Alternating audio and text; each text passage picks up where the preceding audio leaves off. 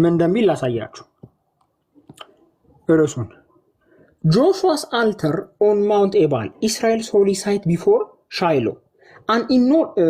የኢያሱ መሰዊያ በማውንት በጌባል ተራራ ላይ የሚገኘው የኢያሱ መሰዊያ ይላል።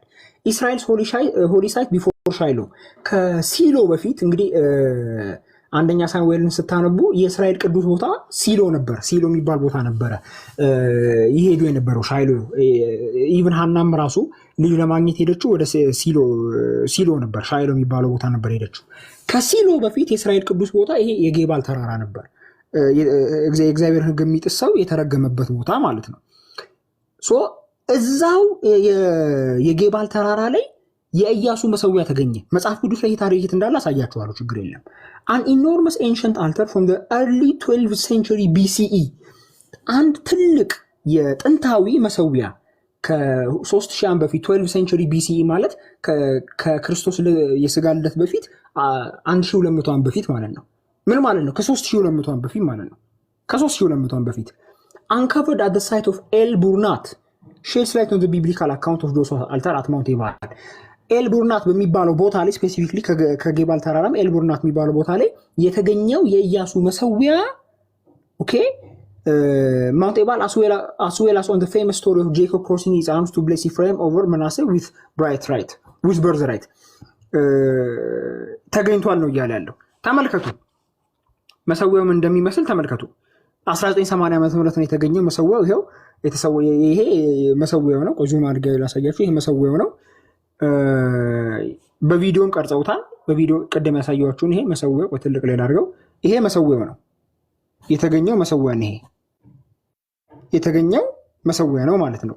ይሄን ታሪክ ኢያሱ የትኛው ይሄን መሰዊያቱ ጋር ነበር ኢያሱ ይሄን የሰራው ስንል ኢያሱ 8:30 ላይ እናገኘዋለን። ይሄን ታሪክ ኢያሱ 8:30 ላይ ተመልከቱ ምን እንደሚል። የዚያን ጊዜ ኢያሱ በጌባል ተራራ ተመልከቱ፣ በጌባል ተራራ ማውንት ኤባል እንግሊዘኛው ላሳያችሁ ኤባል እንደሚል ኢያሱ 8:30 Then Joshua built an altar unto the Lord God of Israel in Mount Ebal ውስጥ ማለት ነው። ኦኬ በማውንት ጌባል ውስጥ በጌባል ተራራ ውስጥ ኢያሱ ለእስራኤል አምላክ መሰዊያን ሰራ። ተመልከቱ የእግዚአብሔር ባሪያ ሙሴ የእስራኤል ልጆች እንዳዘዘ በሙሴም ሕግ መጽሐፍ እንደተጻፈው መሰዊያው ካልተወቀረና ብረት ካልነካው ድንጋይ ነበረ። በእርሱም ላይ ለእግዚአብሔር የሚቃጠለው መስዋዕት አቀረቡ፣ የደህንነትን መስዋዕት ሰው ይላል። አያችሁ የጌባል ተራራ ላይ ኢያሱ መሰዊያን ሰርቶ ነበር። ያ መሰዊያ ተገኝቷል። በአርኪኦሎጂ አግኝተውታል። ኦኬ ቀደም ይሄው አግኝተውታል አርኪኦሎጂው ማለት ነው። በጣም የሚገርመውን ነገር ላሳያችሁ። ሙሴ እንዳዘዘው ነው የሚለው። ሙሴ የቱ ጋር ነበር መሰዊያ እንዲሰራ ያዘዘው ስንል ዘዳግም 27 ላይ ነበር ያዘዘው። ዘዳግም 27 ቅድም ያነበብኩላችሁ ቦታ ላይ ነበር ያዘዘው መሰዊያ እንዲሰራ ማለት ነው። ላሳያችሁ መሰዊያ እንዲሰራ ያዘዘው ቁጥር 4 ዘዳግም 27:4 ላይ ተመልከቱ። ዮርዳኖስን በተሻገርክ ጊዜ ተመልከቱ። ዮርዳኖስን በተሻገርክ ጊዜ ዛሬ እንዳዘዝኩ ተመልከቱ። እነዚህን ድንጋዮች በጌባል ተራራ አቁም፣ በኖራ ምርጋቸው። በዚያም ለአምላክ ቁጥር 5 በዚያም ለአምላክ ለእግዚአብሔር መሰዊያ ስራ። መሰዊያውን ብረት ካልነካው ድንጋይ ይሁን፣ ካልተጠረበም ድንጋይ የአምላክን የእግዚአብሔር መሰዊያ ስራ። ለአምላክም ለእግዚአብሔር የሚቃጠለው መስዋዕት አቅርብበት፣ የደህንነት መስዋዕት ሰዋበት። በዚያም ብላ በአምላክ በእግዚአብሔር ፊት ደስ ይበልህ ይላል። ስለዚህ ኦልሬዲ ሙሴ ያዞት ነበር። ተመልከቱ ሙሴ ያዞት ነበር ያን ዮርዳኖስ በተሻገርክ ጊዜ ማለት ነው። ያንን ትእዛዝ ኢያሱ 8:30 ላይ ፈጸመው ማለት ነው። ሙሴ ኢያሱ ምዕራፍ 8 ከቁጥር 30 እስከ 31 ኦኬ። አሁን የሚገርማችሁ ነገር ምን እንደሆነ ላሳያችሁ። የተገኘው እዛ መሰዊያው ላይ የተገኘው እንጨት መስዋዕት ወይም የተሰዉት እንስሶች ኮሸር እንስሶች ናቸው። ኮሸር ቦን ነው የሚባለው።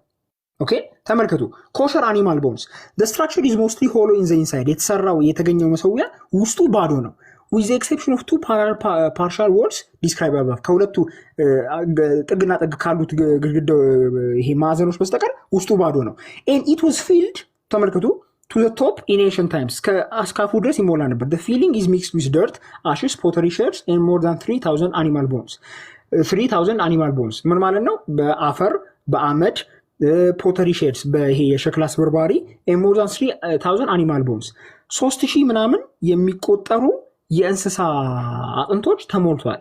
these bones had been burnt on an open flame እነዚህ አጥንቶች ይሄ ኦፕን ፍሬም ዝም ብሎ በዝርግ እንትን የተቃጠሉት ኦኬ on an open frame and many have had butcher marks implying at least parts of them has been eaten የተበላው ነገር አለ ምክንያቱም ይሄ የተቆረጠ ምልክት አለው ይላል የተቆረጠበት ምክንያት ምንድነው ሲባል ግማሾቹ ተበልተዋል ለምንድን ብላና ጠጣ ብሎታል ሙሴ ቅድም ዘዳግም 27 ላይ እንዳነበብን these bones were all from animals that the Torah declares to be pure ተመልከቱ ምን እንደሚል እነዚህ አጥንቶች በሙሉ ኦሪት ንጹህ ሚላቸው እንስሳት ናቸው the overwhelming percentage of the specimens were old male cattle አብዛኞቹ የበሬ አጥንት የበግ አጥንት ሺፕ ኤንጎት የፍየል አጥንት all sacrificed animals according to biblical law ኦሪት ንጹህ ሚላቸው እንስሳት ብቻ ነበሩ አጥንታቸው የተገኘው አያችሁት እንዴት ታሪክ የያህዌን አምላክነት ፕሩቭ እንደሚያደርግ እየተካተሽ ነው ኤፌሶን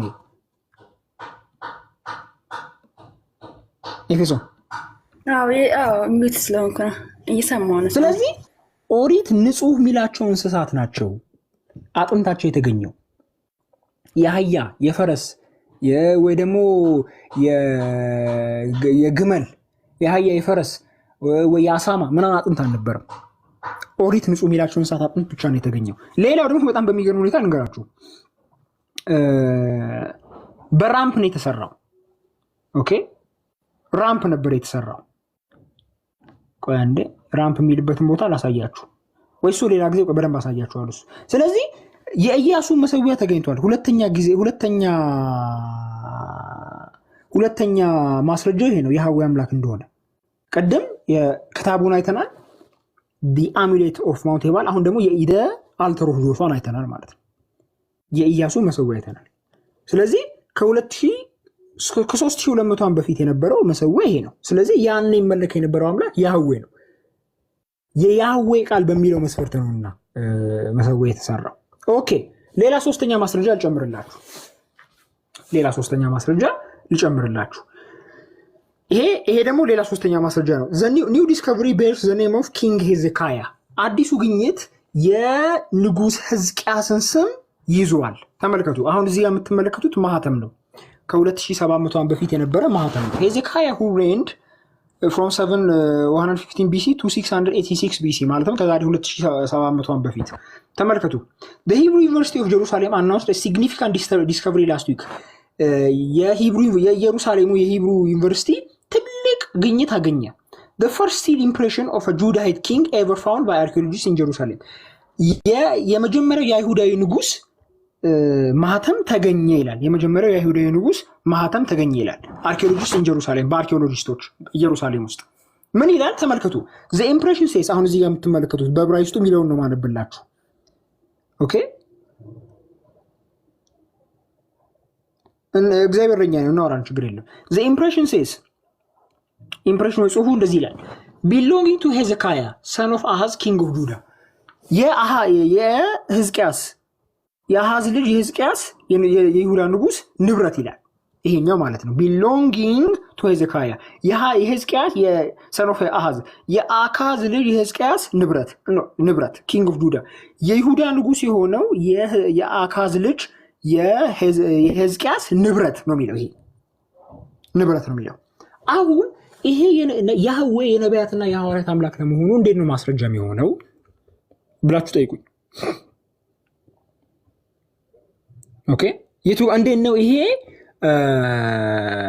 ማስረጃ ወይም ደግሞ ይሄ አርኪኦሎጂካል ግኝት ያህዌ የነቢያትና የሐዋርያት አምላክ ለመሆኑ ማስረጃ የሚሆነው እንዴት ነው ብላችሁ ጠይቁኝ ሄዜኪያ ይላል አይደል እዚህ ጋር ሄዜኪያ ይላል አይደል ሄዜኪያ ማለት ምን ማለት ነው ሄዜኪያ ማለት ምን ማለት ነው የስሙ ትርጉም ምን ማለት ነው ሄዜኪያ ማለት የስሙ ትርጉም እግዚአብሔር ብርታቴ ነው ማለት ነው ሄስኪ ያህዌ ብርታቴ ነው ማለት ነው ያህዌ ብርታቴ ነው ማለት ነው ኦኬ እንደዚህ አይነት ስሞች ምን አይነት ስሞች ይባላሉ ቴዎፎሪክ ኔም ይባላሉ ቆይ ላሳያችሁ ቴዎፎሪክ ኔም ትርጉሙ ቴዎፎሪክ ኔምስ ትርጉሙን ላሳያችሁ ሚኒንግ ቴዎፎሪክ ኔም ማለት ያው ቴዎፎሪክ ፐርሰናል ኔምስ including the name of a god in whose care the individual is trusted አንድ ሰው ይንከባከበኛል አምንበታለሁ የሚለውን አምላክ ስም ያካተተ ስም ማለት ነው ቴዎፎሪክ ኔም። ቴዎፎሪክ ኔም ማለት እሱ ነው። አንድ ሰው የሚያምንበትን አምላክ ስም የሚያካትት ስም ማለት ነው። ስለዚህ አሁን ለምሳሌ ሄስኪያህ ከተባለ ብርታተ ያህዌ ነው ማለት ነው። ስለዚህ ሰውየው ያህዌን ነበር የሚያመልከው። አያችሁ፣ ሰውየው ያህዌን ነበር የሚያመልከው ማለት ነው። ያህዌን ነበር የሚያመልከው ሰውየው። ስለዚህ ያኔ ሄስኪያህ ተብሎ ከተሰየመ ብርታቴ እግዚአብሔር ነው፣ ብርታቴ ያህዌ ነው የሚል ስም ካለው ሰውየው፣ ብርታቴ ያህዌ ነው የሚል ስም ካለው አምላኩ ማን ነው ማለት ነው? እስቲ ኤፌሶን መልሽልኝ። ስሙ ብርታቴ ያህዌ ነው የሚል ስም ካለው ሰውየው አምላኩ ማን ነበር ማለት ነው? የዚህ ሰው ያህዌ። ምክንያቱም ስሙ ሄስኪያ ነው፣ ብርታቴ ያህዌ ነው እያለ ነው ስሙ። ስለዚህ ሲያመልክ የነበረው ያህዌን ነው። ስለዚህ እናንተ አላህ የምትሉትን ካራክተር ከየት ነው ያመጣችሁት? አላህ የምትሉትን ጣዖት ከየት ነው ያመጣችሁት? የማይታወቅ አምላክ። የትኛውም ነቢይ የትኛውም ሐዋርያ ያላመለከውን ያህዌን ያልሆነ ጣዖት ከየት ነው ያመጣችሁት? አላህ የምትሉት። ለዚህ ነው አላህ ጣዖት ነው ምንለው። አላህ ጣዖት ሊትራሊ። አሁን አያችኋል፣ አላህ ከአቴቴ ከቦርንትቻ ከበዓል ከአስታሮት ከተሙዝ ከሞሎክ ከዳጎን አይለይም ምንለው ዝም ብለን አይደለም። ሊትራሊ በቃ ሌላ አምላክ ከዙስ ከፖሳይደን ከሄዲስ ከራ ከጁፒተር ከጁኖ ከኤሪስ ከማርስ አይለይም፣ ከነዚህ ጣዖታት አይለይም ምንለው ዝም ብለን አይደለም። የማይታወቅ አምላክ ነው፣ ያህዌን አይደለም። አያችሁ አሁን ይኸውላችሁ፣ እስራኤል ያላወቀው ነቢያትና ሐዋርያት ያላወቁት አምላክ ጣዖት ነው። ማስረጃ ልስጣችሁ። ያለ የማይታወቅ አምላክ ጣዖት ለመሆኑ ማስረጃ ልስጣችሁ ከመጽሐፍ ቅዱስ መዝሙር 81:9 መዝሙረ ዳዊት 81:9 ተባሪክ ሰሊ ወለተ መድህን የነቢያትና የሐዋርያት አምላክ እግዚአብሔር ለመሆኑ ታሪካዊና ዕደ ክታባዊ ስነ ቁፋሮ ማስረጃ እያቀረብን ነው። ተመልከቱ መዝሙር 81:9 መዝሙር 81:9 አንተስ ብትሰማኝ ሌላ አምላክ አይሆንልህም፣ ለሌላ አምላክ አትሰግድም። ሌላ አምላክ አይሆንህም፣ ለሌላ አምላክ አትሰግድም ይላል። የማይታወቅ አምላክ። በነገራችን ላይ እዚህ ጋር ሌላ አምላክ የሚለውን ዕብራይስጡን ብትመለከቱት ዛር ኤል ነው የሚለው። ዛር ኤል፣ ዛር ማለት የማይታወቅ ማለት ነው። ይሄ ባዕድ ማለት ነው። አዲሱ መደበኛ ትርጉም ላይ ብትመለከቱት ባዕድ አምላክ ነው የተረጎመው። ምክንያቱም እዚህ ጋር ሌላ ተብሎ የተረጎመው የዕብራይስጥ ቃል ዛር የሚለው ነው። ዛር ማለት የማይታወቅ ማለት ነው በዕብራይስጥ። ሌላ ማስረጃ ያጨምርላችሁ የማይታወቅ አምላክ ጣዖት እንደሆነ፣ ነቢያትና ሐዋርያት ያላወቁት አምላክ ጣዖት እንደሆነ ማስረጃ ልስጣችሁ። ዘዳግም 32:16 እሺ ወለተ መድህን ተመልከቱ። በሌሎች አስቀሩ ነው በሌሎች አማልክት አስቀኑት በርኩሰታቸው ማስቆጡት ይላል። በሌሎች አማልክት። አሁን እዚህ ጋር ሌሎች የሚለው ዕብራይስጡ አሁንም ዛር ነው የሚለው። መዝሙር 81 የወሰደው ከዚህ ነው። መዝሙር 89 ላይ ዛር ኤል የሚለውን ቃል ከዚህ ከዘዳግም 32:17 ነው የወሰደው። የማይታወቁ አማልክት ባዕድ አማልክቶች ማለት ነው። ያህዌን ያልሆኑ አማልክቶች አስቀኑት፣ ስለዚህ እግዚአብሔር ፈረደባቸው ይላል። ሙሉ ዘዳግም 32 ስታነቡት ማለት ነው። የማይታወቅ አምላክ ጣዖት ነው። እኛ ማምለክ ያለብን የምናውቀውን አምላክ ነው። ለዛ ነው ዘዳግም 13 ላይ በነገራችን ላይ እግዚአብሔር ምን ይላል ተመልከቱ። በመካከልህም ነቢይ ወይም ህልም አላሚ ቢነሳ፣ መሐመድ ነቢይ ነኝ ብሎ ነው የተነሳው። ተመልከቱ። በመካከልህም ነቢይ ወይም ህልም አላሚ ቢነሳ፣ ምልክትን ታምራትን ቢሰጥህ፣ እንደነገረህም ምልክቱ ታምራቱ ቢፈጸም፣ እርሱም ሄደን የማታውቃቸውን አማልክት ያህዌን ያልሆኑ እንደ አላህ ያሉ የማታውቃቸውን አማልክት ወይም ጣዖታት እንደ አላህ ያሉ ጣዖታትን ሌሎች አማልክትን እንከተል ቢልህ እና አምልካቸውን ቢልህ አምላካችሁን እግዚአብሔርን በፍጹም ልባችሁ በፍጹም ነፍሳችሁ ትወዱት እንደሆነ ያውቅ ዘንድ አምላካችሁ እግዚአብሔር ሊፈትናችሁ ነውና የዚያን ነብይ ቃል ወይም ያን ህልም አላሚ ቃል አትስማ። አያችሁ፣ ነብይ ነኝ የሚል ሰውዬ መጥቶ የማይታወቅ አምላክ ቢሰብክ ምንም ታምራት ቢያደርግ እንኳ ምንም የተናገረው ነገር ቢፈጸም እንኳ ከያህዌ ውጪ ሌላ አምላክ እና አምልክ ቢል አትስማ፣ ይገደል ነው እንደሚለው። ይኸው አምላክ እግዚአብሔር ትሄድባት ዘንድ ካዘዘ መንገድ ሊያወጣ ከግብፅ ምድር ካወጣችሁ ከባርነትን ቤት ካዳናችሁ ከአምላካችሁ ከእግዚአብሔር ሊያስታችሁ ተናግሯልና ያ ነብይ ወይም ያ ህልም አላሚ ይገደል፣ እንዲሁም ክፉ ነገር ከመካከል አርቅ ይላል። ይገደል ያህዌን ያልሆነ አምላክ ከሰበከ ይገደላል። ሐሰተኛ ነብይ ፈጽሞ መስማት የለብህም። ስለዚህ ቃል በቃል ነው የሚናገረው። ያህዌን ያልሆነ አምላክ፣ ያህዌ ደግሞ የነቢያትና የሐዋርያት አምላክ ነው። ሶስተኛ ማስረጃ የመጀመሪያው የኢያሱ መሰዊያ አለ። ቆይ ላሳያችሁ። የልድዝ ምን አይነት ጨለማ ውስጥ ምን አይነት አደገኛ ጣዖት አምልኮ ውስጥ እንዳለሽ ቢገባሽ በቃ ታለቅሺ ነበረ። ይኸው የኢያሱ መሰዊያ የልድዝ ሰላም የልድዝ ሙስሊም ነሽ? ሙስሊም ነሽ? ሙስሊም ነሽ?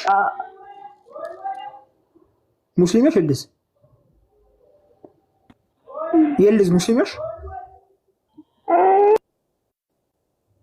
ሙስሊም ነሽ? ሙስሊም ነኝ። ምን ላይ ናችሁ? ለምንድን ነው አላህ የሚባል ጣዖት የምታመልኪው? አላህ የሚባል የትኛውም ነብይ የትኛውም ሐዋርያ ያላወቀው እስራኤላዊ ወጣት ከማመልክ እውነት ለመናገር አላህም ሌላም ነገር ባመልክ ይሻለኛል። ያን እስራኤላዊ ወጣት ኢየሱስ ወንድሜ ከማመልክ እህታችን አላህ እኮ በህልውና ደረጃ የሌለ ጣዖት እኮ ነው። ፍጡር ራሱ አይደለም። በነገራችን ላይ አላህ ፍጡር ራሱ አይደለም። አላህ ፍጡር አይደለም። አንቺ ግን የምታመልኪው ሚኪ ማውስን ነው። ከሚኪ ማውስና ከቶም ኤንድ ጄሪ ከሚኪ ማውስና ከቶም ኤንድ ጄሪ ያልተለየ ፊክሽናል ካራክተር ነው የምታመልኪው። በነገራችን ኦኬ፣ ለምንድን ነው አላህ የሚባል ጣዖት የምታመልኪው? አሁን የኛ ጥያቄ ጣዖት ማምለክ ለምን ተፈለገ? ቆይ አይ ጣዖት ማምለክ ለምን የተፈለገው? በቃ አያችሁ፣ ተመልከቱ። አላህ ከዚህ በፊት ሁሌ እላችኋለሁ አይደለም አምላክ ፍጡር አይደለም። አላህ የፍጡርነት ደረጃ እንኳን የለውም፣ እንኳን የአምላክነት ምናባዊ ገጸ ባህሪ ነው። ፊክሽናል ካራክተር ነው። ከቶም ኤንድ ጄሪ እና ከሚኪ ማውስ ከዳፊ ዘደቅ ተለይቶ አይለይም። በቃ ስንዝሮ ሲንደሬላ ማለት ነው። አላህ ፍጡር ራሱ አይደለም። ምክንያቱም ፍጡራን አሉ፣ አላህ የለም። በምናብ ውስጥ ብቻ የሚገኝ ጣዖት ነው። ሊትራሊ አላህ ማለት ተሙዝ ማለት ነው፣ በዓል ማለት ነው፣ ዳጎን ማለት ነው። አላህ በቃ በይፋ የቆመ አንድ ጣዖት ነው። አላህ አይጆ ፊክሽናል ካራክተር ነው አይደለም። አሁን እነሱ ክርስቶስን ፍጡር ይላሉ። እኛ ግን አላህን ፍጡር ራሱ አንለውም፣ ፊክሽናል ካራክተር ነው የምንለው። ለአቅመ ፍጡር አልደረሰም። የለም ከቶም ኤንድ ጄሪ እና ከሚኪ ማውስ ይሄ ስንዝሮና ይሄ ልጆች እያለ ሊንቻና ቢንቻላ አላህ ማለት ያ ነው። በድቃቂ ማስረጃ የላቸውም። በነገራችን ላይ አላህ የሚባል አምላክ የትኛውም ነብይ የትኛውም ሐዋርያ አምልኮታል የሚል ስባሪ ማስረጃ የላቸውም። ለዚህ ነው ፊክሽናል ነው የምንለው። አላህ የለም፣ በህልውና ደረጃ የለም፣ ኖሮም አያውቅም፣ የለም። ኦኬ ቶም ኤንድ ጄሪ ነው የምታመልኩት። ሁለተኛው ማስረጃ የያህዌ ነቢያትና የሐዋርያት አምላክ ለመሆኑ ይሄ ነው። ኦኬ አሁን ፊክሽን ካራክተር አለ ምናባዊን አላህን ጣዖት እርሱት። አሁን ጣዖቱን አላህን እርሱት። አሁን ስለ አምላካችን ስለ እግዚአብሔር እናወራም በዚህ ሰዓት። በዚህ ክፍል ላይ የነቢያትና የሐዋርያት አምላክ ያህዌ ለመሆኑ ሁለተኛው ማስረጃ ነው። ሶስተኛ ማስረጃ ልጨምርላችሁ። ቢብሊካል አርኪኦሎጂ ኬቴፊኖም ስክሮልስ አሙሌትስ። ኦኬ በኬቴፊኖም ስክሮልስ አሙሌትስ ይላል። ይሄ የተገኘ ማስረጃ ነው። ከ2700 በፊት የነበረ ማስረጃ ነው። ስክሮል ነው፣ ጥቅል ነው። ኬቴፊኖም ስክሮል እና የመጽሐፍ ቅዱስ ጥቅል ነው። የሚገርማችሁ የመጽሐፍ ቅዱስ ጥቅል ነው። ጥቅሉን ላሳያችሁ። ይሄ ነው የመጽሐፍ ቅዱስ ጥቅሉ። በካርቦን ዴቲንግ ሲደረግ ይሄንን ይመስላል። አሁንም ከ2700 በፊት ስለነበረ ፓሊዮ ሂብሩ ነው የሚጠቀመው። አጻፈው እዚህ ጋር አሁን ቡጭርጭር የሚመስሏችሁ እንደዚህ ቡጭርጭር የሚመስላችሁ ጽሁፎች ናቸው። ይሄ ፓሊዮቲክ ሂብሩ ነው። በካርቦን ዴቲንግ ዴት ሲደረግ ማለት ነው። ኦሪጂናሉ ጥቅል ይሄ ነው። ምን ተብሎ ይጠራል? ዚ ኬቴፊኖም ስክሮልስ ተብሎ ይጠራል ማለት ነው። ኬቴፊኖም ስክሮልስ ከ2700 በፊት የነበረ ስክሮል ነው። ምን እንደሚል ተመልከቱት። ይሄንን ዘኍልቍ ምዕራፍ 6 ከቁጥር 24 እስከ 26 ነው የያዘው። የዘኍልቍ ምዕራፍ 6 ከቁጥር 24 እስከ 26 ጥቅል ነው። አሁን ብዙ ሰው ጥንታዊው የኦሪት ኮፒ ዴድ ሲ ስክሮል የሙት ባህሩ ጥቅል ብቻ ይመስለዋል። አይደለም፣ ከሱም የሚቀድም ጥንታዊ ስክሮል አለ። በኬቴፊኖም ስክሮል የሚባለው ማለት ነው። 2700 በፊት የነበረ ነው ምላችሁ። ምን ይላል? ሎርድ ብለስ ዩ፣ እግዚአብሔር ይባርክህ ይጠብቅህ፣ እግዚአብሔር ፊቱን ያብራልህ፣ እግዚአብሔር ፊቱን ያብራልህ ይራራልህም፣ እግዚአብሔር ፊቱ ራንተ ያዙር ሰላም የሚስጥህ ሚሊዮን የዘኍልቍ ምዕራፍ 6 ፓርት የያዘው ጥቅል ነው። ይሄው ከ2600 በፊት የነበረ አርኪኦሎጂካል ማስረጃ ነው። እዚህ ጋር ምን እንደሚል ተመልከቱት። ቁጥር 15 ላይ ተመልከቱ። ቁጥር 15 ላይ ምን እንደሚል ተመልከቱት ነው ቁጥር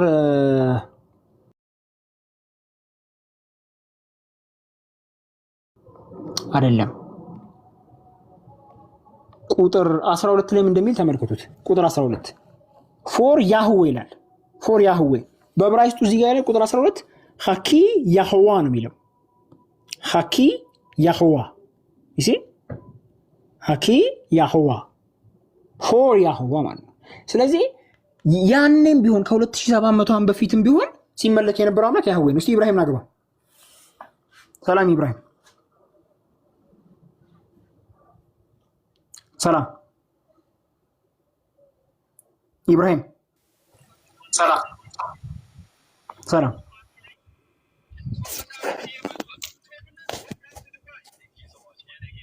ኢብራሂም ኢብራሂም ይሰማል ይሰማል። ኦኬ እሺ። የነቢያትና የሐዋርያት አምላክ ማን ነው?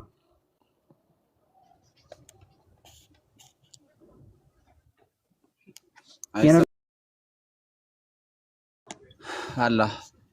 እስቲ ማስረጃ አምጣ። የነቢያትና የሐዋርያት አምላክ አላህ ነው የሚል ውጫዊ ማስረጃ ከታሪክ ከእደ ክታባት ከስነ ቁፋሮ ማስረጃ አምጣ። የነቢያትና የሐዋርያት አምላክ አላህ ነው የሚል ከታሪክ ከቁርአን አሳይሃለሁ። እኛ ስለ ቁርአን አያገባንም። ቁርአን መሐመድ ወረደልኝ ያለው ጽሁፍ ነው። እኛ መሐመድ ወረደልኝ ስላለ ጽሁፍ አያገባንም። እኛ የምንፈልገው ከቁርአን ውጭ ያለ ማስረጃ ነው። የቁርአን እውነተኝነት ፕሩቭ የሚያረጋግጥ ታሪካዊ ማስረጃ ነው የምንፈልገው። ሂስቶሪካል ታሪካዊ፣ ስነ ቁፋሮዊ፣ አርኪኦሎጂካል ማለት ነው። እደ ክታባዊ ማኑስክሪፕቲክ ማስረጃ ነው የምንፈልገው። ያኔም ቢሆን እንኳ ሲመለክ የነበረው አምላክ አላህ ለመሆኑ በነቢያትና በሐዋርያት የቁርአን ያለ ቃል ስለምናምን እኛ ስለ እናንተ እምነት አለን የጠየቅነው። እናንተ ምንም ልታምኑ ትችላላችሁ። አሁን እኛ የጠየቅነው ማስረጃ ነው እንጂ እናንተ የምታምኑት ነገር ታምኑታላችሁ። የምታምኑት ነገር ግን እውነት ነው ወይ ነው? እውነት ነው ካላችሁ ለእውነተኝነቱ ማስረጃ አምጡ። ኦኬ፣ አንተ የፈለከው ከቁርአን ውጪ ነው? ከእስልምና ውጪ፣ ከቁርአን፣ ከሐዲስ፣ ከተፍሲር፣ ከማንኛውም ከእስላማዊ ምንጮች ውጪ ከመሐመድ በፊት የነበሩ ነቢያትና ሐዋርያት አላህን ለማምለካቸው ውጫዊ ማስረጃ ነው የምንፈልገው። ከእስልምና ውጪ ሆነ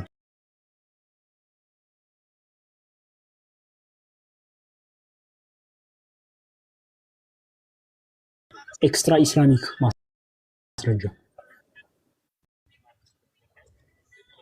እሱን እኔ ትጠለቅ ያለ እንትን የለኝም። በቃ ስለዚህ አላህ የነቢያትና የሐዋርያት አምላክ እርሱ እንደሆነ አሳይሃለሁ። እኛ ስለ ቁርአን አያገባንም። ቁርአን የፈለገውን ነገር ሊል ይችላል። እኛ ቁርአን አያገባንም። የፈለገውን ነገር ሊል ይችላል። እኛ የምንፈልገው ቁርአን እውነት መሆኑን የሚያረጋግጥ ማስረጃ ነው እንጂ ቁርአን የፈለገውን ነገር ሊል ይችላል። እንደዚያ ማስረጃ አለ ካለ ስጠኝ። ከሌለ ግን በቃ አላህ የሚባል አምላክ የለም ማለት ነው። በህልውና ደረጃ የለም።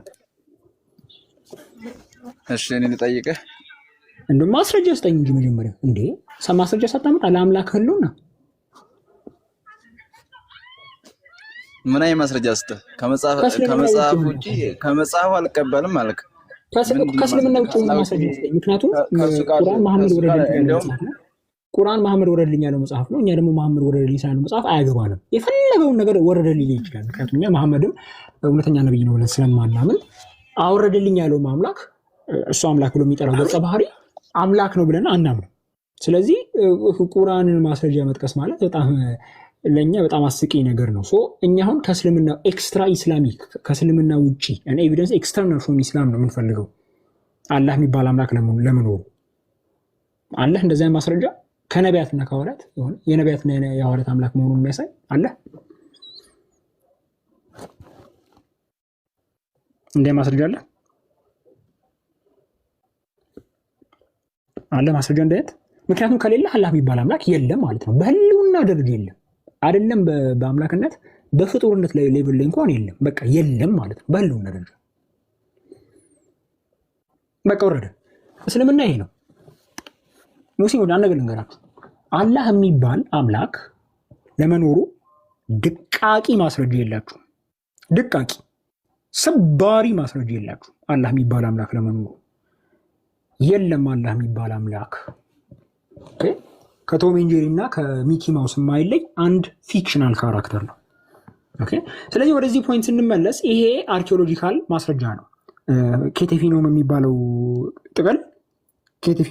ጥቅል ማለት ነው አርኪኦሎጂካል ማስረጃ ነው። ከ2700 ዓመት በፊት የነበረ ማስረጃ ነው። ኢትስ አክቹዋሊ ቬሪ ኢንትረስቲንግ። ከ2700 ዓመት በፊት በእነ ኢሳያስ ዘመን ማለት ነው 2700 ዓመት በፊት ከ2700 ዓመት በፊት የነበረ ምን ኦሪት ጥቅል ማለት ነው። ስለዚህ ይሄኛው የኦሪት ጥቅል አርጅቶ ነው እንጂ እነ ኢሳያስ የሚያነቡት የኦሪት ጥቅል ነው።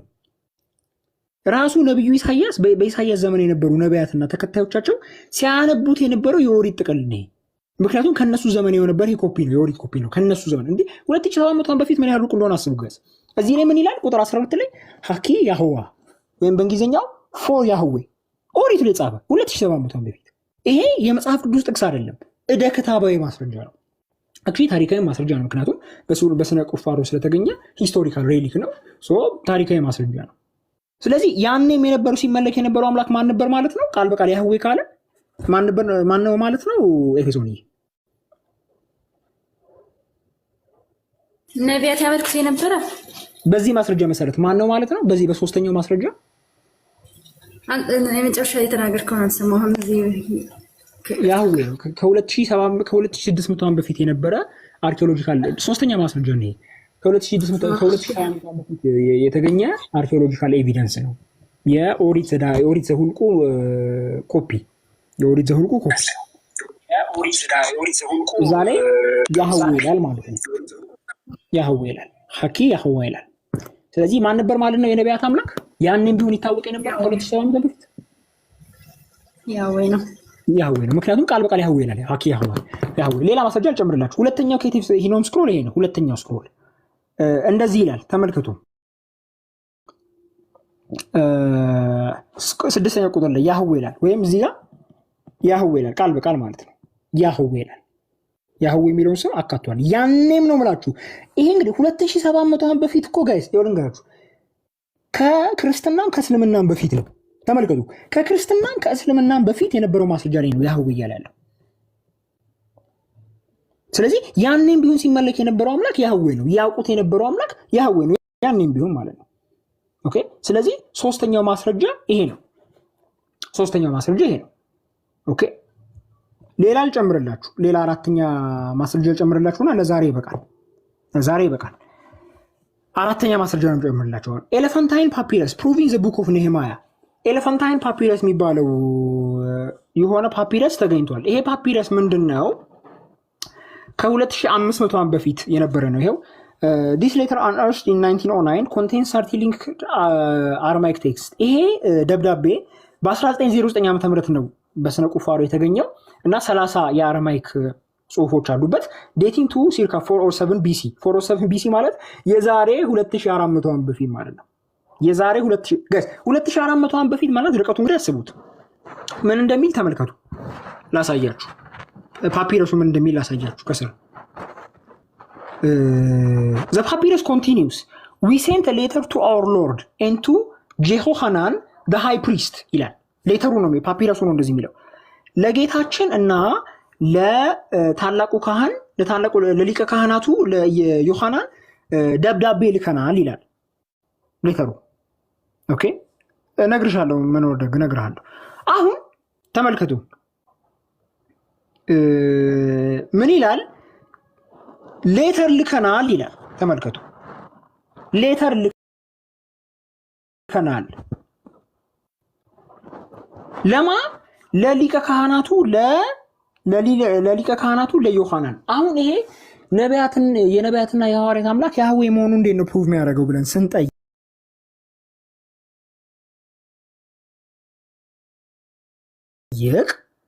ዮሐናን ማለት ምን ማለት ነው?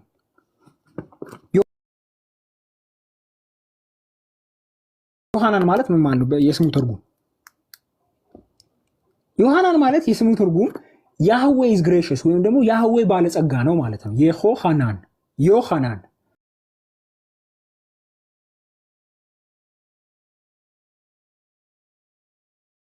ያህዌ ነበር ማለት ነው። ከስሙ እንረዳለን። ያህዌ አምላኩ እንደነበር ከስሙ እንረዳለን። አያችሁት? ሌላው ዮሐናን ዘ ሃይ ፕሪስት ይላል። ሊቀ ካህናቱ። ኦኬ ስለዚህ የሆነ ክህነት ነበር ማለት ነው። የሆነ ፕሪስትሁድ ነበር ማለት ነው። እሱ ሊቀ ካህናት የሆነበት የትኛው ፕሪስትሁድ? ሌዋዊ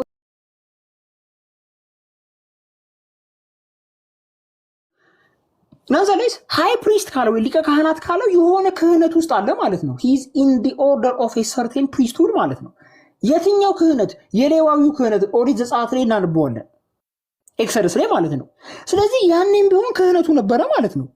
ተመልክቱ፣ ክህነቱ ካልነበረ እሱ ሊቀ ካህናት ሊሆን አይችልም። እያያችሁት ነው። ሊቀ ካህናት ሊሆን አይችልም። እስቲ ኤፌሶ መልሽልኝ። ክህነት ከሌለ የብሉይ ኪዳኑ ክህነት ነው እያወራን ያለነው፣ ክርስትናውን አይደለም። የብሉይ ኪዳኑ ክህነት ባይኖር ኖሮ እሱ ሊቀ ካህን መሆን ይችል ነበር? ሃይ ፕሪስት መሆን ይችል ነበር? ኤፌሶ ኖ አይችልም። ምክንያቱም ካህን ከሌለ ሊቀ ካህን መሆን አይችልም። ክህነት ከሌለ ክህነት ይሄ አገልግሎቱ ከሌለ እሱ ሊቀ ካህን ሊሆን አይችልም። ተመልከቱ። የሌዋዊውን ክህነት ደግሞ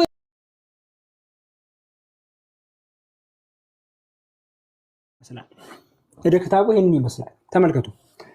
ዘ አሙሌት ኮንቴን 40 ፕሮቶ አልፋቤቲክ ሌተርስ። ይሄ አሙሌት ወይም ደግሞ ይሄ ክታብ አሁን ያያችሁት 40 ፕሮቶ አልፋቤቲክ ሌተርስ አሉት ክታቡ። አሁን ፕሮቶ አልፋቤቲክ ሌተር ምን ማለት ነው ስንል ቅድም እንዳልኳችሁ ከ585 ቢሲ በኋላ ፓሌዮ ሂብሩ የሚባል ጥቅም ላይ መዋል ጀመረ። ከዛ በፊት ግን ፕሮቶ ሌተሮችን ነበር የሚጠቀሙት። ፕሮቶ አልፋቤቲክ ሌተርስ ነበር የሚጠቀሙት። ኦኬ ይሄ ፕሮቶ አልፋቤቲክ ሌተርስ ምን ይላሉ? ሪዲንግ ሲባል ዩ አር ከርስድ ባይ ዘ ጋድ ያህዌ። ከርስድ ያህዌ በሚባለው አምላክ ተረግማችኋል ይላል። ዩል ሹሊ ዳይ ዩ አር ከርስድ ባይ ዘ ጋድ ያህዌ በሚባለው አምላክ ተረግማችኋል ይላል። ስለዚህ ያህዌ የሚለውን ስም ይዟል። ይሄ የደ ክታባዊ ማስረጃ ማለት ነው። ከስንት ዓመት በፊት የነበረው? 1200 ቢሲ፣ ከዛሬ 3200 ዓመት በፊት ጋይስ። ከዛሬ 3200 ዓመት በፊት ማለት እኮ ርቀቱን አስባችሁታል? ከ3200 ዓመት በፊት አስቡት እስቲ። 100 አላልኩም፣ 3200 ዓመት በፊት የነበረ እደ ክታብ ነው። ምን ይላል? ያህዌ በሚባለው አምላክ ተረግማችኋል ይላል። ለምን ተረግማችኋል ከተባለ this correlates with the events recorded in Deuteronomy 27:11-13። አሁን እዚህ ጋር የተጻፈው ነገር ዘዳግም 27 ከ11 እስከ 13 ካለው ታሪክ ጋር ይገናኛል። ዘዳግም 27 ላንብብላችሁ ምን እንደሚል ተመልከቱ። ዘዳግም 27 ላንብብላችሁ። በዚህ ዘዳግም መጽሐፍን አጥኑት። የሚገርም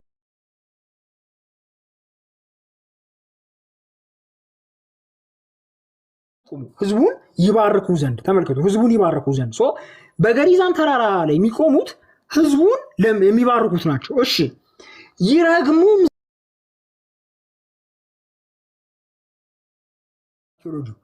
ማውንት ኤባል አያችኋ። ይሄ አርኪኦሎጂካል ግኝት የተገኘው ኤባል ተራራ ላይ ነው። ኤባል ማለት በእንግሊዝኛ ጌባል ማለት ነው። የጌባል ተራራ በእንግሊዝኛ ማውንት ኤባል ተብሎ ይጠራል። እዛ ላይ ምን ይላል ስንል ዘዳግም 27 ላይ ተመልከቱም እንደሚል ዘዳግም 27 ቁጥር 13 እንደዚህ ይላል። ሌዋውያንም ከፍ ባለች ድምፅ ለእስራኤል ሰዎች ሁሉ እንዲህ ብለው ይናገራሉ። እሺ ምን ብለው ይናገራሉ? ሌዋውያን በእግዚአብሔር ዘንድ የተጠላ የሰራተኛ እጅ ስራን የተቀረጸ ወይም ቀርጦ የተሰራ ምስል የሚያደርግ ጣዖት የሚሰራ ማለት ነው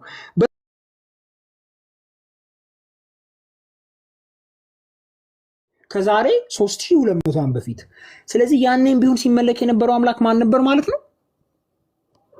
ያኔም ቢሆን ሲመለክ የነበረው አምላክ ማን ነበር ማለት ነው? ጻፉልኝ ጋይስ። ከ3200 ዓመት በፊት በአምላክ ያው ተረግማችኋል የሚል አርኪኦሎጂካል ማስረጃ ከተገኘ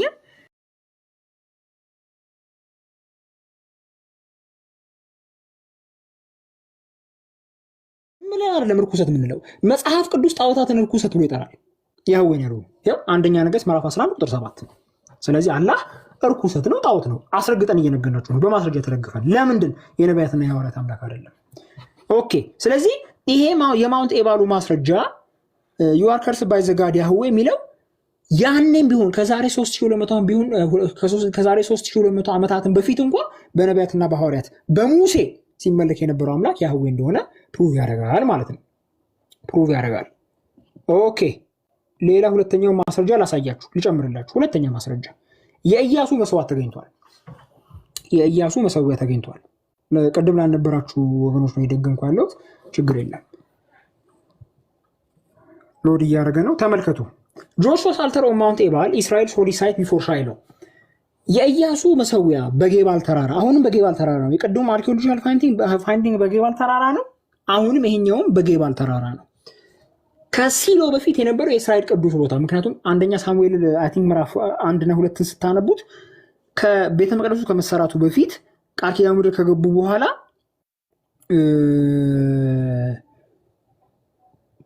ቅዱስ ቦታ የነበረው ሺሎ ነው። ሴሎ የሚባለው ቦታ ነበር ቅዱሱ ቦታ። ከሴሎ በፊት ግን ቅዱሱ ቦታ ይሄ ነው። የገሪዘን ተራራ ላይ ኢያሱ የገነባው መሰዊያ ነው። ይሄው ኢያሱ የገነባው መሰዊያ የተገኘው አሁን እዚህ ጋር መሰዊያው ተገንብቷል። ኦኬ ላሳያችሁ፣ ደግሞ በተሻለ ሁኔታ ላሳያችሁ፣ የተገኘው አርኪኦሎጂ ላሳያችሁ። ይሄ የተገኘው መሰዊያ ነው። የኢያሱ መሰዊያ ተገኝቷል። ያኔ የኢያሱ መሰዊያ ነው። ይሄው መሰዊያው ተገኝቷል ማለት ነው። የኢያሱ መሰዊያ ከስንት ሺህ ዓመት በፊት የነበረው ስንል ይሄም ከ3200 ዓመት በፊት የነበረው መሰዊያ ነው። ላሳያችሁ ጊዜውን ከስንት ሺህ ዓመት በፊት እንደሚለው an enormous ancient altar አንድ ትልቅ ጥንታዊ መሰዊያ from the early 12th century BC from the early 12th century BC ማለት የዛሬ 3200 ዓመት በፊት ማለት ነው። የዛሬ 3200 ዓመት በፊት ተመልከቱ ጋይስ፣ የዛሬ 3200 ዓመት በፊት ርቀቱን አስባችሁታል ምን ያህል ጥንታዊ ዘመን እንደሆነ? uncovered at the site of ኤልቡርናት የሚባለው የጌባል ተራራ ቦታ ላይ ተገኝቷል ወይም ደግሞ አንከቨር ተደርጓል። ሼድስ ላይት ኦን ዘ ቢብሊካል አካውንት ኦፍ ጆሹዋስ አልተር አት ማውንት ኤባል። ይሄ ደግሞ መጽሐፍ ቅዱስ የኢያሱን መሰዊያ አስመልክቶ የሚናገረው ነገር ኦኬ ፕሩቭ ያደርገዋል ይላል። አሁን ይሄኛው መሰዊያ የተገኘው ቅድም ያሳየኋችሁ መሰዊያ ማለት ነው። ይሄ ቅድም ያሳየኋችሁ መሰዊያ በአርኪኦሎጂ የተገኘው ይሄ መሰዊያ ማለት ነው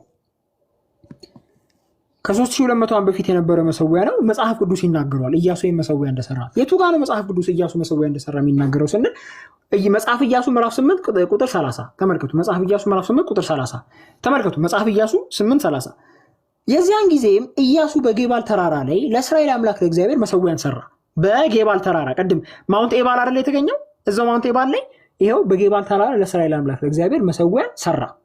የእግዚአብሔር ባሪያ ሙሴ የእስራኤል ልጆች እንዳዘዘ ሙሴን በሕግ መጽሐፍ እንደተጻፈው በሙሴ ሕግ መጽሐፍ እንደተጻፈው መሰዊያው ካልተወቀረና ብረት ካልነካው ድንጋይ ነበር። በእርሱም ላይ ለእግዚአብሔር የሚቃጠለው መስዋዕት አቀረቡ፣ የደህንነትን መስዋዕት ሰው ይላል። አየህ መጽሐፍ ቅዱስ ይናገራል። የጌባል ተራራ ላይ ኢያሱ መስዋዕት ሰራ ተብሎ ማለት ነው። ይሄ መሰዊያ ነው የተገኘው። ኢያሱ የሰራው መሰዊያ በአርኪኦሎጂ ተገኝቷል። አያችሁ። አሁን ተመልከቱ እዚህ ጋር እንደሚል በሙሴ የእግዚአብሔር ባሪያ ሙሴ የእስራኤል ልጆች እንዳዘዘ ይላል። አዟቸው ነበር ይሄን ስሩ። የቱ ጋር ነው ሙሴ የሚያዘዘው? ዘዳግም 27 ላይ ነው አሁን የሚያዘዘው። ዘዳግም 27 ቁጥር 4 ላይ እንደዚህ ይላል። ተመልከቱ ቁጥር 4 ላይ ቅድም ቁጥር 11 ነው፣ አሁን ቁጥር 4 ዮርዳኖስን በተሻገርህ ጊዜ ዛሬ እንዳዘዝኩህ እነዚህን ድንጋዮች በጌባል ተራራ አቁም። በጌባል ተራራ በኖራም መረጋቸው። በዚያም ለአምላክ ለእግዚአብሔር መሰዊያ ስራ። መሰዊያውም ብረት ካልነካው ድንጋይ ይሁን፣ ካልተጠረበም ድንጋይ የአምላክን እግዚአብሔር መሰዊያ ስራ። ለአምላክም ለእግዚአብሔር የሚቃጠለው መስዋዕትን አቅርብበት፣ የደህንነትን መስዋዕት ሰዋበት።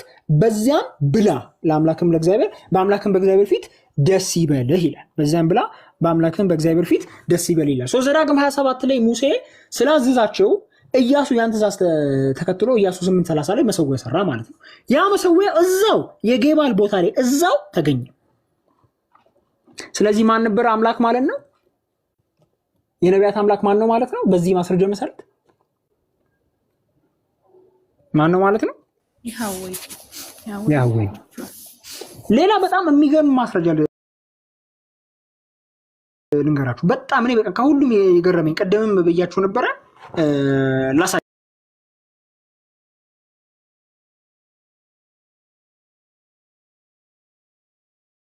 ላሳያችሁ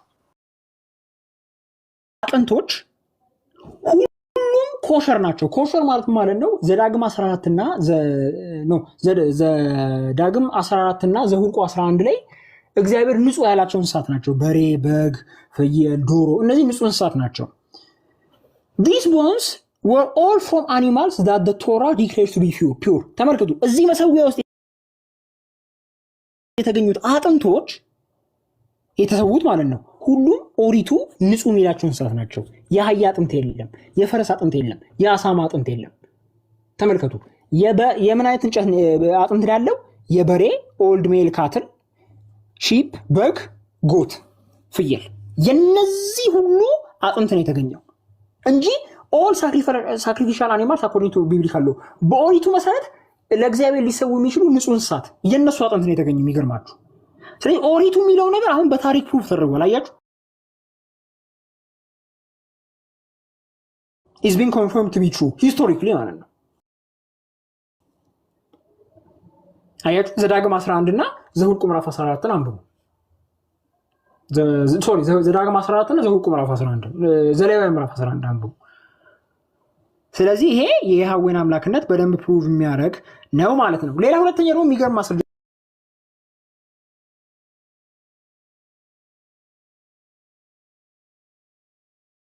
አይደለም ራምፕ ነው። ለምንድን ነው ይሄ ራምፕ የሆነው? ወይም ደግሞ ይሄ ራምፕ መሆኑ ምኑን ፕሩቭ ያደርጋል ስንል ዘጸአት ምዕራፍ 20 ላይ ያለውን ቃል ነው ፕሩቭ የሚያደርገው። ዘጸአት ምዕራፍ 20 እንደሚል ተመልከት። ቁጥር 25 ላይ ተመልከት ነው። ቁጥር 26 ላይ ሀፍረተ ስጋህ በእርሱ እንዳይገለጥ ወደ መሰዊያዬ በደረጃ አትውጣ ይላል። ዘጸአት ምዕራፍ 20 ቁጥር 26 ሀፍረተ ስጋህ በእርሱ እንዳይገለጥ ወደ መሰዊያዬ በደረጃ አትውጣ። ስለዚህ የእግዚአብሔር መሰዊያዎች ደረጃ መሆን የለባቸውም። ኦሪት ይከለክላል። ራምፕ ነው መሆን ያለበት፣ ደረጃ መሆን የለበትም። በደረጃ አትውጣ ብሎ ከልክሏል። ስለዚህ ኦሪት ዘጸአት ምዕራፍ 20 ላይ በደረጃ አትውም ብሎ ስለከለከለ ኢያሱም ደግሞ የሰው በሙሴ ሕግ እንደተጻፈው ነው። ኢያሱ ቅድም 8:30 ላይ እንደሚል ተመልከቱ። የእግዚአብሔር ባሪያ ሙሴ የእስራኤል ልጆች እንዳዘዘ በሙሴም ሕግ እንደተጻፈው ተመልከቱ። በሙሴም ሕግ እንደተጻፈው ሰው መሰዊያውን የሰራው ኢያሱ 8:30 ላይ በሙሴ ሕግ እንደተጻፈው ነው። ስለዚህ ኦልሬዲ በኦሪቱ ላይ ባለው ስፔሲፊኬሽን እና ባለው መሰረት ነው መሰዊያውን የሰራው። ስለዚህ ደረጃ አላደረገውም። ምክንያቱም ዘጸአት ምዕራፍ 20 ቁጥር 26 ላይ ደረጃ እንዳታደርጉ ብሎ ከልክሏል እግዚአብሔር። ስለዚህ መሰዊያው ራምፕ ነው ያለው። አያችሁ ደረጃ የለውም። ልክ ኦሪት ዘጸአት ምዕራፍ 20 ቁጥር 26 እንደሚለው ማለት ነው። ያህዌ ነው የነቢያት አምላክ። ስለዚህ አላህ የምትሉትን የማይታወቅ አንድ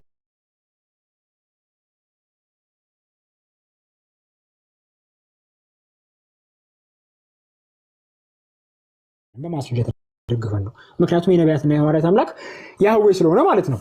ሶስተኛ ማስረጃ አልጨምርላችሁ። ግልጽ ነው የምንነጋገረው ጋይስ፣ ግልጽ ነው የምንነጋገረው። ምንም እንትን ማለት አያስፈልግም። ኦኬ ተመልከቱ። ሌላ ሶስተኛ ማስረጃ የምትናደስ ሜሂ ኪፒዩ ከዛ በኋላ ፓኔኻ ይላል። ፓኔዮ ኤሊ በአንተ ላይ ፊቱን ያንሳ። ቁጥር 18 ይኸው ሜሂ ሻይን ሂስ ፌስ ኦን ዩ ሂስ ፌስ ሻይን አፖን ዩ። ቁጥር 18 ሂስ ፌስ ሻይን አፖን ዩ። ፓኒ ማለት ፊት ማለት ነው፣ በዕብራይስጥ ፊት ማለት ነው። ስለዚህ ያህዌ የሚለው ስም ቃል በቃል ተጽፏል። እዚህ ጋር ያህዌ የሚለው ታዩታላችሁ ቁጥር 15 ላይ ኦኬ። ቁጥር 15 ላይ ያህዌ የሚለው ቃል አለ። እንዲሁም ቁጥር 12 ላይም ያህዌ የሚለው ቃል አለ። ሀኪ የወድሸዋሁ የሚለው ይሄው አለ። ዘሁልቁ ምዕራፍ 6 ከቁጥር 24 እስከ 25 ነው። ተመልከቱ። የዛሬ 2700 ዓመት በፊት የነበረ የደክታብ ማስረጃ ነው። 2700 ዓመት በፊት ጋይስ ይኸውላችሁ 2700 ዓመት በፊት ርቀቱን አስባችሁታል? ያኔም ቢሆን ይመለክ የነበረው አምላክ ያህዌ ነው። ሁለተኛው ከስክሮል የተገኘው ይሄ ነው። ይሄኛው ትንሽ ተጎድቷል፣ ግን ማንበብ ይቻላል። መሐመድ ጠብቅ ተመልከቱ ምን እንደሚል እዚህ ጋር ይሄው ቁጥር 6ኛው ቁጥር ላይ ያህዌ ይላል ቃል በቃል ያህዌ። ይሄው በእንግሊዝኛው 6ኛው ቁጥር ላይ ያህዌ ይላል። ኦኬ ሾምሬኻ የሚለው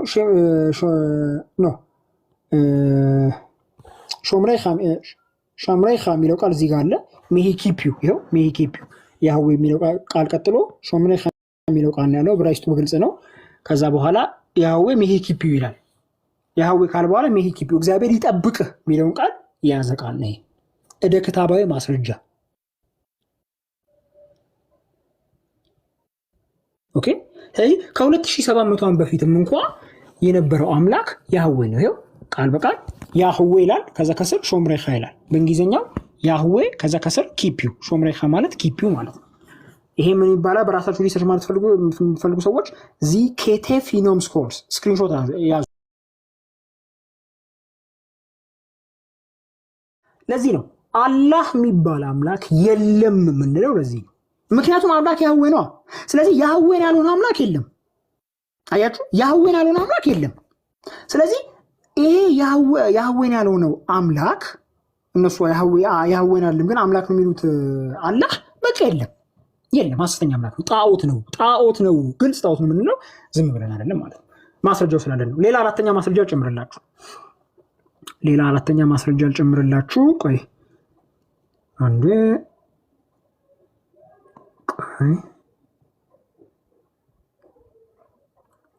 ያ ቡክ ኦፍ ኔህማያ የነህሚያን ሌተር ኤሌፋንታይን ፓፒረስ የሚባለው ፕሩቪንግ ዘ ቡክ ኦፍ ኔህማያ የነህሚያን መጽሐፍ ትክክለኝነት ያረጋገጠ ነው። ተመልከቱ። some 2500 years ago a peculiar Jewish outpost stood guard deep in the Nile ከዛሬ 2500 ዓመት በፊት አንድ የአይሁድ አውትፖስት ወይ ደግሞ ይሄ የጥበቃ ቤት የጥበቃ አውትፖስት ይሄ ጋርድ ሃውስ ማለት ነው በግብፅ ምድር ውስጥ ነበረ። ምክንያቱም ያን አይሁዳውያን ወደ ግብፅ ሄዱ ነበር። የኤርሚያስ መጽሐፍን ስታነቡት በኋላ ላይ ወደ ግብፅ ይሄዳሉ። ያንን ዶኪመንት አውትላይን በአርኪኦሎጂ አገኙት። ያን ራሱን ዶኪመንት አገኙት። ይሄ አሁን የምታዩት ዶኪመንት እዚህ ስክሪኑ ላይ የምትመለከቱት ዶኪመንት 2500 ዓመት በፊት የነበረ ነው። የመጀመሪያው 3200 ዓመት በፊት የነበረ ነው። ከዛ ይሄ የኢያሱ መሰዊያና የእደ ክታቡ የኤባል ክታቡ ማለት ነው ተረግማቸዋል። እሱ 3200 ዓመት በፊት የነበረ ነው። የሕዝቅያስና የኬቴፊኖም ስክሮልስ እደ ክታባቱ ደግሞ ከ2700 ዓመት በፊት የነበረው ነው። ይሄኛው ደግሞ ከዛሬ 2500 ዓመት በፊት የነበረው ነው። 2500 ዓመት በፊት ጋር በጣም ሩቅ ነው። ከክርስትናም ከእስልምናም በፊት ነው። ምን እንደሚል ተመልከቱ። ማስረጃውን ተመልከቱ። ዘ ፓፒረስ ኮንቲኒውስ። ይሄ ፓፒረስ የተገኘው በአርኪኦሎጂ የተገኘው ፓፒረስ ቀጥላል። ምን ይላል? ዊ ሴንት ሌተር ቱ አወር ሎርድ፣ ወደ ጌታችን መልእክት ላከን። ኤንቱ ጄሆሃናን ሃይ ፕሪስት፣ ወደ ሊቀ ካህናቱን ወደ ዮሐናን መልእክት ላከን ይላል። እንትኑ ማለት ነው ይሄ ፓፒረሱ የተገኘው። አሁን ይሄ ዮሐናን የሚለው ቃል መኖሩ የነቢያትና የሐዋርያት አምላክ ያህዌ መሆኑን እንዴት ነው ፕሩቭ የሚያደርገው ስንል ዮሐናን የሚለው ቃል ወይም ስም ትርጉሙ ምንድን ነው? ተመልከቱ። ጆሐናን የሚለው ቃል ትርጉሙ ምንድን ነው ስንል ጆሐናን የሚለው ቃል ትርጉሙ ያህዌ ባለጸጋ ነው ማለት ነው። የሆሃናን የሆ ማለት ያህዌ ነው። ሃናን ማለት ጸጋ ማለት ነው። ስለዚህ እግዚአብሔር ባለጸጋ ነው ማለት ነው። ያህዌ ባለጸጋ ነው። ጥያቄ ልጠይቃችሁ እዚህ ጋር ልክ እንደ ሕዝቅያስ አይነት ነው። የዚህ ሰው ስም ያህዌ ባለጸጋ ነው የሚል ከሆነ አምላኩ ማን ነው ማለት ነው? ስሙ ያህዌ ባለጸጋ ነው የሚል ስም ነው ያለው። ስሙ ያህዌ ባለጸጋ ነው የሚል ስም ነው ያለው። ያህዌ ባለጸጋ ነው የሚል ስም ካለው አምላኩ ማን ነው ማለት ነው? እንደ ስም ካለው ያህዌ ቴዎፎሪክ ኔም ነው። አምላኩ ያህዌ መሆኑን ከስሙ እናረጋግጣለን። ምክንያቱም በስሙ ኦልሬዲ የያህዌ አምላክ የያህዌ ተከታይ የያህዌ አማኝ እንደነበረ ይገልጻል። ምክንያቱም የስሙ ትርጉም ያህዌ ባለጸጋ ነው ማለት ነው የስሙ ትርጉም። ስለዚህ ያኔ አምላክ ማን ነበር ማለት ነው? ያኔ ይታወቅ የነበረው አምላክ ያህዌ ነው። የሆሃናን የመጀመሪያው ማስረጃ ነው። ሁለተኛውም እንደሚል ተመልከቱ። ዘሃይ ፕሪስት ይላል ሊቀ ካህናቱ። ተመልከቱ። ዮሐናን ዘሃይ ፕሪስት ሊቀ ካህናቱ ዮሐናን ማለት ነው። ሊቀ ካህናቱ ዮሐናን። ጥያቄ ያለ ክህነት ሳይኖር አንድ ሰው ሊቀ ካህን መሆን ይችላል? ክህነት ሳይኖር ሊቀ ካህናት መሆን ይችላል? አንድ ሰው የክህነት አገልግሎት ሳይኖር አንድ ሰው ሊቀ ካህናት መሆን ይችላል ጋይስ? መልሱልኝ እስቲ። የክህነት አገልግሎት ሳይኖር አንድ ሰው ሊቀ ካህናት ሊሆን ይችላል? አይችልም። ግን ሊቀ ካህናት ነው እያለን ነው። ምን ማለት ነው ይሄ? የሌዋዊው ክህነት ነበረ ማለት ነው። በብሉይ ኪዳን ነው እየወራን ያለው፣ ስለ ብሉይ ኪዳን ነው። የብሉይ ኪዳኑ ክህነት ነበረ ማለት ነው። የብሉይ ኪዳኑ ክህነት ባይኖር ኖሮ እሱ ሊቀ ካህናት ባልኖረ ነበር። ምክንያቱም በሊቀ ካህንነት ሊያገለግል የሚችለው የክህነት አገልግሎቱ ሲኖር ነው፣ ኦፊሱ ሲኖር ነው። በዛ ኦፊስ ሚኒስተር ሊያደርግ የሚችለው ወይም ፈንክሽን ሊያደርግ የሚችለው ኦፊሱ ካለ ነው። ተመልከቱ፣ ኦፊሱ ካለ ነው ሊቀ ካህን ሊሆን የሚችለው ያ የክህነት አገልግሎቱ ካለ ነው። እስቲ ጥያቄ፣ የሌዋዊውን ክህነት በብሉይ ኪዳን የሚገኘውን የሌዋዊውን ክህነት የመሰረተው አምላክ ማን ነው? የሌዋዊውን ክህነት የመሰረተው አምላክ ማን ነው? የሌዋዊውን ክህነት የመሰረተው አምላክ ማን ነው? who is the God who established the Levitical priesthood of the Old Testament? የትኛው አምላክ ነው የሌዋዊውን ክህነት የመሰረተው በብሉይ ኪዳን ያለው? ያህዌ። ስለዚህ እሱ በሌዋዊው ክህነት ይሄ ዮሐናን የሚባለው ሊቀ ካህን ማለት ነው። የነህምያ መጽሐፍ ላይ ተጠቅሷል። ነህምያ ምዕራፍ 12 ቁጥር 22 እስከ 23 ላይ ተጠቅሷል እና ዕዝራ 10:6 ላይ ይሄ ዮሐናን የሚባለው ሊቀ ካህን በሌዊው ክህነት ካህን ሊሆን የሚችለው የማን ተከታይ ወይ ደግሞ የማን አምላኪ ቢሆን ነው? አምላኩ ማ ቢሆን ነው? የሌዋዊውን ክህነት የመሰረተው ያህዌ። አያችሁ፣ ያንን ያህዌ ቢያመልክ ብቻ ነው፣ ካመለከ ብቻ ነው የዚህ ክህነት ሊቀ ካህን ሊሆን የሚችለው። ምክንያቱም ይሄን ሊቀ ካህንነት የመሰረተው ያህዌ ነው። ስለዚህ በዚህ ክህነት ውስጥ ሊቀ ካህን ሊሆን የሚችለው የያህዌ አምላኪ ሲሆን ነው። እንግዲህ አገኝ ላይክ ዊ ሴድ ቢፎር ያህዌ መሰረተው ክህነት ውስጥ ያህዌን ሳታመልክ ልትገባ አትችልም። ያህዌን ስታመልክ ብቻ ነው የእሱ ክህነት ውስጥ ካህን ልትሆን የምትችለው። ይሄ በጣም ግልጽ ነገር ነው። ስለዚህ ያንም ቢሆን የነቢያት አምላክ ማን ነበር ማለት ነው? ያንም ቢሆን የነቢያት አምላክ ማን ነበር ማለት ነው? ማን ነበር ማለት ነው? ያኔ ሊቀ ክህነትን መስርቶ እሱ በመሰረተው ሊቀ ክህነት ሲመለክ የነበረው ማን ነበር ማለት ነው? ያህዌ። ኦኬ፣ አንድ ማስረጃ ጨምርላችሁና ከዛ በኋላ እንቀጥላለን። ባይዜ እንደዚህ አይነት ማስረጃ ማን ነው ጋይስ? 4 ነው የጠቀስኩላችሁ አይደለ? ወደ 60 የሚጠጋ ማስረጃ ላይ ያለው the ostraka of ጁዳ የሚባል ሌላ ማስረጃ አለ። ምናልባት ሌላ ጊዜ ያሳያችኋለሁ። the ostraka of ጁዳ የሚባል the mesha steel የሚባል ሌላ ማስረጃ አለ። በጣም ብዙ ማስረጃዎች አሉ። the dead sea scroll ሌላ ማስረጃ ነው ከ2100 ዓመት በፊት። ሌሎች በጣም ብዙ ማስረጃዎች አሉ። ሌላ ጊዜ ያሳያችኋለሁ። ይሄን ብቻ አልጨርስላችሁ።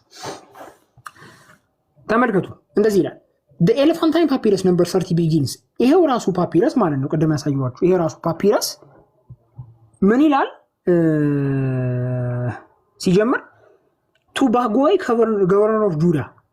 ባጎይ በኤሌፋንታይን ፎርትረስ ውስጥ ካሉ ካህናት ተመልከቱ። the letter a copy of the official dispatch ይሄ የደብዳቤው ኮፒ that was sent to Jerusalem ወደ ኢየሩሳሌም የተላከው discusses the temple of Yahweh ስለ ያህዌ ቴምፕል ያወራል። የትኛው ደብዳቤ? ከ2500 ዓመት በፊት የነበረው ደብዳቤ ማለት ነው። ከ2500 ዓመት በፊት የነበረው ደብዳቤ ስለ ያህዌ ያወራል። ስለዚህ ያኔም ቤተ መቅደስ የነበረው አምላክ ማን ነበር ማለት ነው? ያኔም ቤተ መቅደስ የነበረው አምላክ ማን ነበር ማለት ነው? the temple of Yahweh ነው እያለ ያለው። ስለዚህ ያኔም ቤተ መቅደስ ኖሮት ሲመለክ የነበረው አምላክ ማን ነበር ማለት ነው? ማን ነበር ማለት ነው? ያኔም ቤተ መቅደስ ኖሮት ሲመለክ የነበረው አምላክ ማን ነበር ማለት ነው? ቴምፕል ኦፍ ያህዌ ካለ መልሱልኝ። ያህዌ a form of the Hebrew word ያህዌ። ስለዚህ ያኔም ቢሆን ስለ ያህዌ አምላክነትና ቤተ መቅደሱ ያህዌ አምላክ እንደሆነ ይናገራል ማለት ነው። አንድ የመጨረሻ ማስረጃ ልጨምርላችሁና ከዛ ወደ ውይይቱ እንገባለን። ተመልክቱ። towards the end of the papyrus የፓፒረስ መጨረሻ ላይ እንደዚህ ይላል። it reads እንደዚህ ይላል moreover all of these things in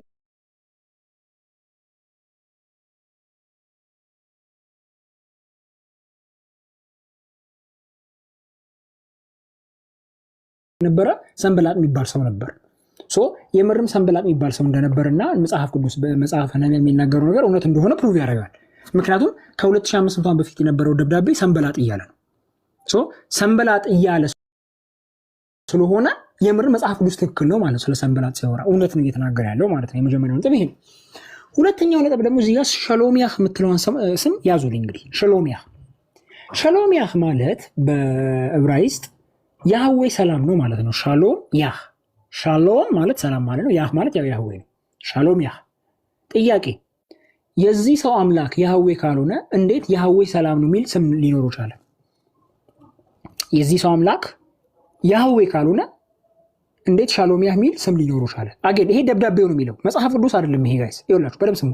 መጽሐፍ ቅዱስ አይደለም፣ ውጫዊ ማስረጃ ነው። ከመጽሐፍ ቅዱስ ውጪ በአርኪኦሎጂ የተገኘ ኤክስተርናል ማስረጃ ነው። የዚህ ሰው አምላክ ያህዌ ካልሆነ እንዴት ስሙ ሻሎሚያህ ሊባል ቻለ?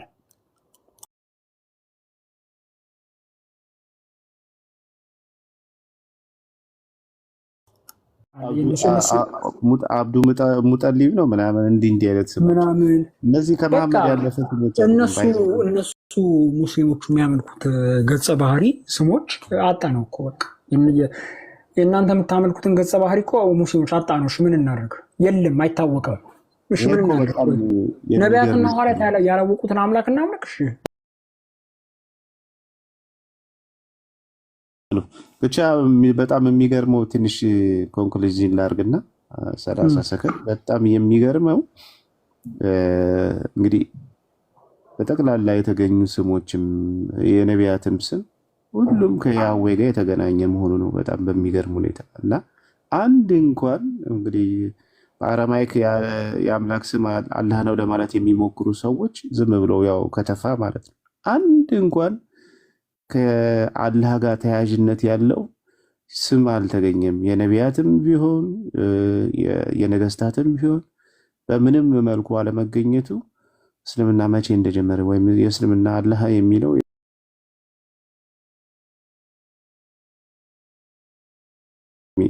የሚያሳብቅ ነው። በቃ ሌላ ምንም ትርጉም ሊሰጠው አይችልም። ግልጽ የሆኑ ማስረጃዎች አሉ ማለት ነው። እና ሳሚዬ ተባረክ፣ እግዜር ይስጥ። ተባረክ ሚኒ ተባረክ። መሐመድ እስቲ ማይከንስ ንወይ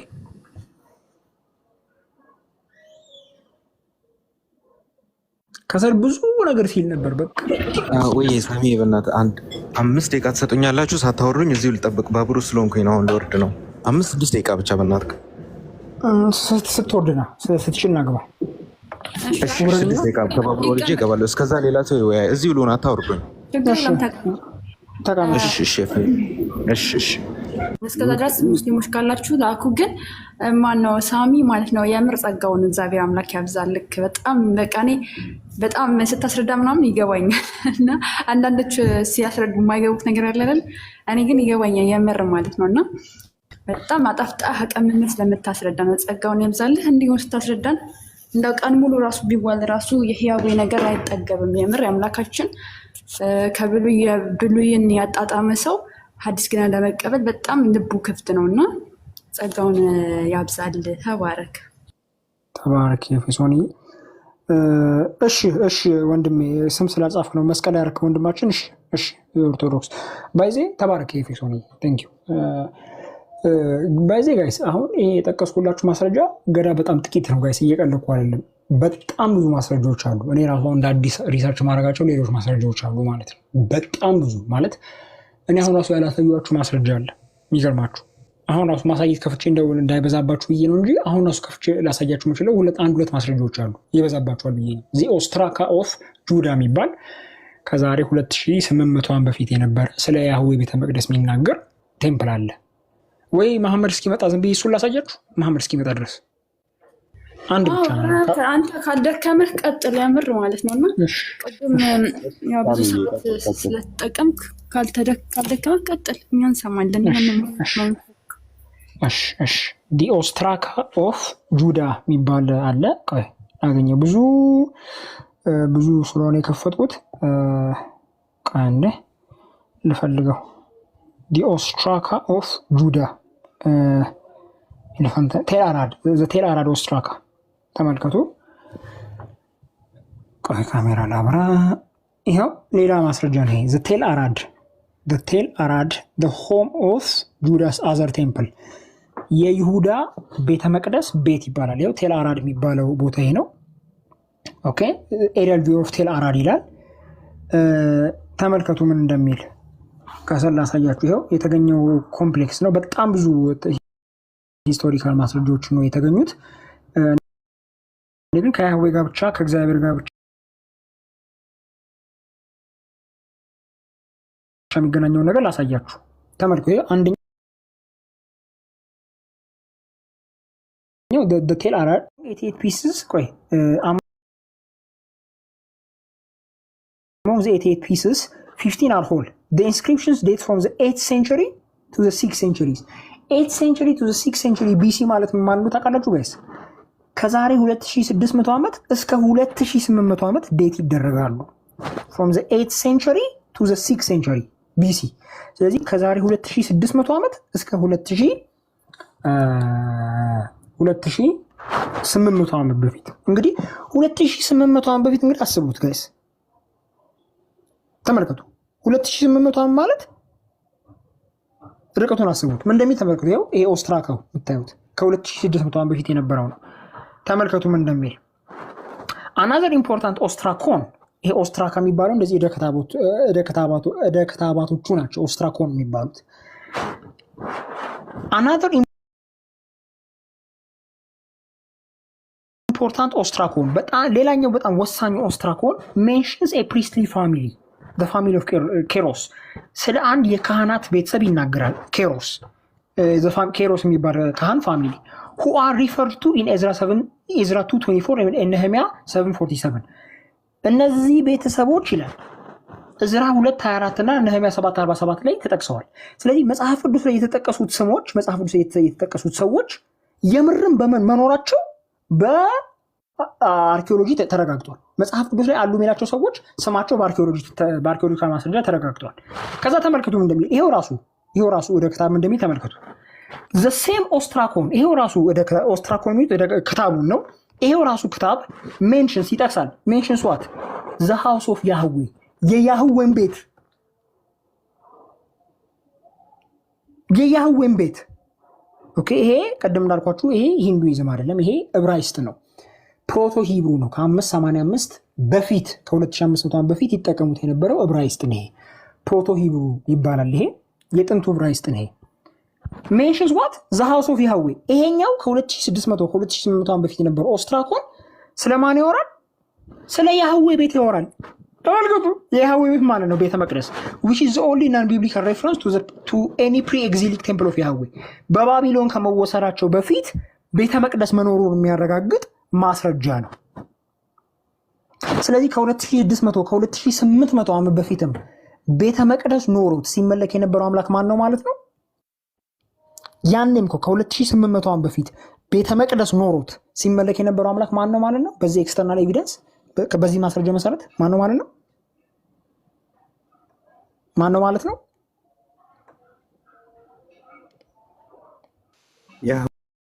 አያችሁ